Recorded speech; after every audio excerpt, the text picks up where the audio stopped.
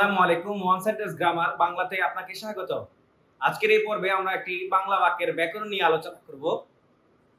বাক্যটি দেয়া আছে, সে হেঁটে এসে বসে পড়ল।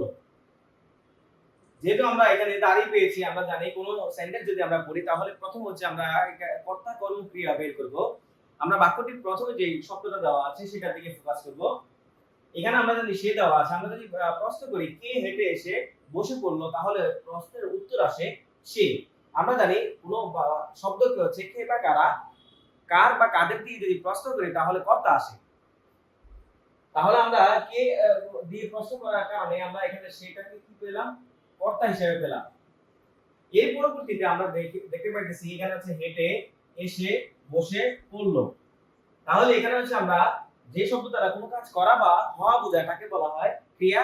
এখানে যেহেতু আমাদের সবগুলো হচ্ছে ক্রিয়া, তাহলে আমরা জানি স্বাভাবিকভাবে শেষেরটা হচ্ছে আমরা ক্রিয়া হিসেবে ধরব। এর মধ্যে যদি একাধিক ক্রিয়া থাকে তাহলে আমরা জানি যে শেষেরটাকে আমরা হচ্ছে সমাপিকা ক্রিয়া ধরি, এর আগে যেগুলো আছে সেগুলোকে আমরা অসমাপিকা ক্রিয়া ধরি।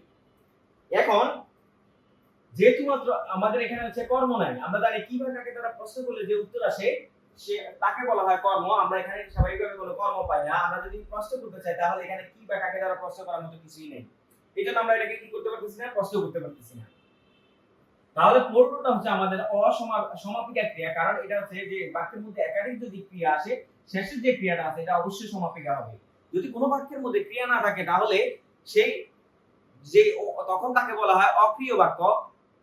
ওই অক্রিয় বাক্যের মধ্যে মূলত বাক্যটা উজ্জ্ব থাকে অথবা অনন্ত থাকে। ওই অনন্ত বাক্যটা হচ্ছে সমাপিকা ক্রিয়া। যেহেতু আমাদের এখানে হচ্ছে অনেকগুলো ক্রিয়া পেয়েছি, আমরা জানি যদি একটা ক্রিয়ার আগে যদি একাধিক ক্রিয়া থাকে তাহলে শেষেরটা হবে সমাপিকা, এর আগে যতগুলো আছে সবগুলো হবে অসমাপিকা। এখন আমরা জানি এর আগে যেটা আসছে এটা হচ্ছে অসমাপিকা ক্রিয়া।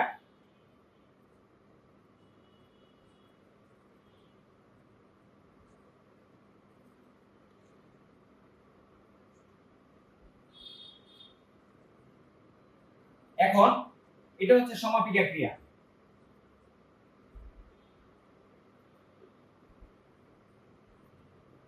এই যে হেঁটে মূলত হাঁটা থেকে এসেছে, আমরা জানি এটা হচ্ছে যেহেতু আমাদের এখানে একাধিক ক্রিয়া আছে, এটা হচ্ছে সমাপিকা, এর আগেটা হচ্ছে অসমাপিকা, তাহলে এই যে ক্রিয়াটা হবে এটা হবে সংযোগ ক্রিয়া।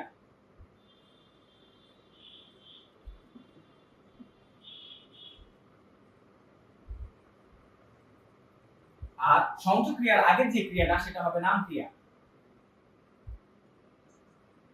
আমরা জানি বিশেষ্য বিশেষণ এবং ধনাত্মক অব্যয়ের পরে যদি আনন্দ যদি থাকে তাহলে এটাকে বলা নাম ক্রিয়া।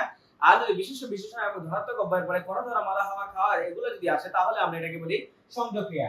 এখানে যেহেতু একাধিক ক্রিয়া এসেছে আমরা শেষটাকে সমাপিকা ধরেছি, এর আগেরটাকে অসমাপিকা ধরেছি। এর আগে যেটা আছে যেহেতু এখানে চারটা এসেছে আমরা এর আগেরটাকে হচ্ছে কি সংযোগ ক্রিয়া ধরেছি, এর আগেটা হচ্ছে নাম ক্রিয়া। যেহেতু এখানে কর্তা আছে আর শেষে হচ্ছে আমাদের জানি ক্রিয়া আছে, এখানে কোনো কর্ম নাই, এইজন্য এটা হচ্ছে অকর্ম ক্রিয়া। আমরা জানি কর্তাটাই হচ্ছে বাক্যের মধ্যে উদ্দেশ্য হয়, আর এই বাকি পুরো অংশটা হচ্ছে আমাদের বিধেয়। এখানে এই যে বাক্যটি আছে এটা হচ্ছে সকর্ম ক্রিয়া, কারণ এখানে কি নাই, কর্ম নাই। আর এটা হচ্ছে যদি এখানে কর্ম থাকতো তাহলে আমরা বলতাম এটা সকর্ম, আর যেহেতু কর্ম নেই এই জন্য আমরা এটাকে বলতেছি অকর্ম। যেহেতু একাধিক ক্রিয়া এসেছে আমরা জানি সমাপিকা আর অসমাপিকা মিলে স্বাভাবিকভাবে কি হয়, যৌগিক ক্রিয়া হয়। আর যৌগিক ক্রিয়াটাকে আমরা অবশ্যই কি বলতে পারি, ক্রিয়াবর্গ বলতে পারি। যেহেতু ওইখানে দুটো ক্রিয়া যেহেতু একত্রে এসেছে এই জন্য আমরা এই দুটাকে কি বলতে পারি, যৌগিক ক্রিয়া। আর যৌগিক ক্রিয়া সবসময় ক্রিয়াবর্গ হয়। এই আলোচনাটি আপনারা বুঝতে পেরেছেন। যদি বুঝতে পারেন তাহলে আমাদের সঙ্গে থাকবেন, একটি লাইক করবেন, একটি কমেন্ট করবেন এবং একটি শেয়ার করবেন।